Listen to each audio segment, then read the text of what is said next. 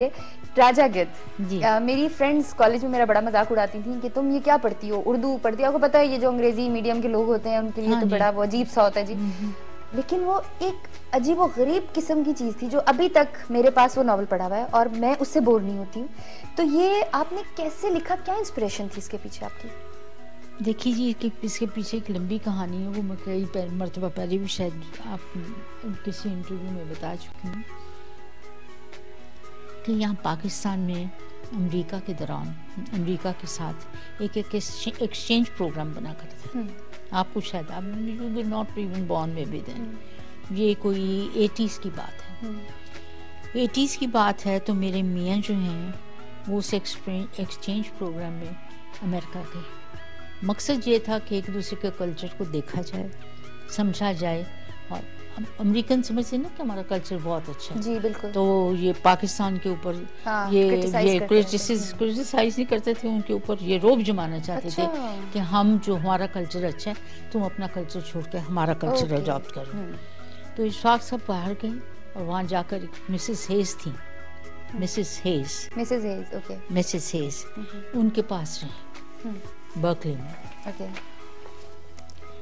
फिर जब वो वापस आ गए इशफाक साहब खैर से, तो उनके नेबुल बदल जो आदमी आया वो बॉब हेज था। जिस घर में वो ठहरे थे वहाँ की वालदा तो नहीं आई और जो जिनके पास सबू जी गए थे, लेकिन बॉब हेज आ गया। अब जी अमरीकनों की तरह बॉब हेज बड़ा नक चढ़ा, डेफिनेटली बहुत नक चढ़ा, एक एरोगेंस से होते हैं, एरोगेंस। हाँ जी, वो समझता था कि हम अमेरिका तो पता नहीं शायद अल्लाह ने खुद बना के अमेरिकी भेजा। बाकी है एटीट्यूड प्रॉब्लम। हाँ, है ये उनका एटीट्यूड प्रॉब्लम था। उसका काम था कि सुबह नाश्ते के बाद मेरे साथ बहस करने लग जाए।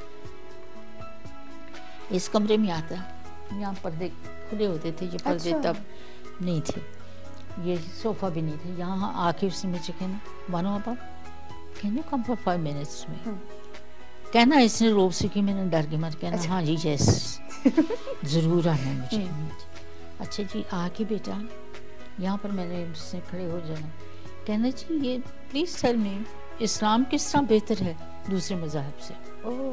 आप लोगों ने ये शोर मचा रखा है कि इस्लाम सबसे बेहतरीन मज़हब है और आखिरी मज़हब है और हमारे पैगंबर आखिरी हैं, तो ये कैसे? मैंने उसको जवाब देना कि इस्लाम कहता है कि अल्लाह एक। तो उसने गुस्से से और जिस तरह रन डाउन किसी को करता है हकारत से कहना कि तो क्या ईसाईयत कहती है कि खुदा तीन है?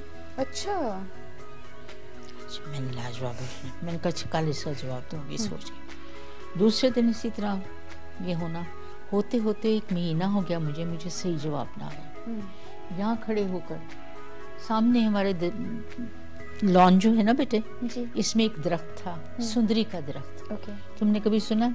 सुंदरी नहीं पता। नहीं, बच्चों ने भी नहीं सुना होगा जो देख रहे हैं, जो नौजवान है उस नस्ल ने भी।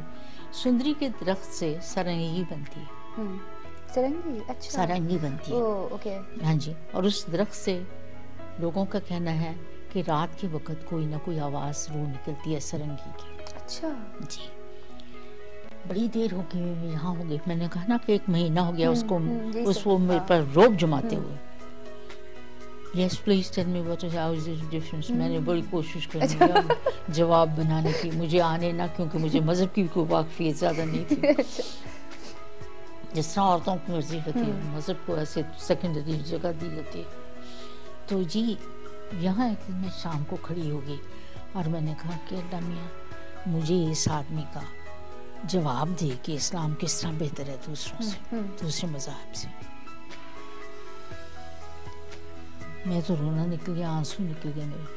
जब मेरे आंसू निकले, असर और मगरिब के दरमियान का वक्त, असर पढ़ चुकी थी मैं और मगरिब पढ़ने वाली थी। तो मैंने ये कहा कि अल्लाह मियाँ देखिए एक परदेसी हमारे आया और बड़ा रोब जमाता है, तो मेरे पास जवाब नहीं, तो जवाब तो दें इस्लाम किस तरह बेहतर है। आप यकीन नहीं करेंगी उस सारे सारंगी के दरख्त में बत्तियां जलने लगी, बत्तियां जल गई सारी, रोशन हो गया और उसमें सारंगी बजने लगी और उस सारंगी से आवाज़ रिज़्क़ हलाल, रिज़्क़ हलाल, रिज़्क़ हलाल। मैंने उसको बुलाया, मैंने कहा इधर आ जा। तुझे पता है इस्लाम किस तरह बेहतर है और किस तरह आखिरी नबी एक ही पैगाम लेकर आए हैं जो पहले किसी प्रॉफिट ने नहीं दिया, कि रिज़्क़ हलाल खाओ, अगर हराम खाओगे तुम्हारी आने वाली पुश्तें दीवानी पैदा होगी। उसने कहा यहीं ठहरिए बानो आपा, यहीं ठहरिए, रिज़्क़ हलाल, रिज़्क़ हलाल। आपको यकीन नहीं आएगा वो लड़का उठ के क्या कहते, जाना नहीं है आपने बानो आपा, यहीं रहना। थोड़ी देर के बाद आया तो उसके सिर पे पहले टोपी रखा करता था क्योंकि ईरान से आया था। तो आके उसने यहाँ कहा कि बानो आपा मुबारक हो, वो मुसलमान हो गया। Oh my God. This is the miracle of Lamia. This is the miracle. कि वो मुसलमान हो गया और चला गया और 10-12 साल उसने मेरे साथ कॉरेस्पॉन्डेंस की और अपना मुसलमान होने का हमेशा मुझे लिखना कि बानो आपा बहुत बहुत शुक्रिया, आपने मुझे वो तोहफा दिया है जो कोई दे नहीं सकता। और ये बात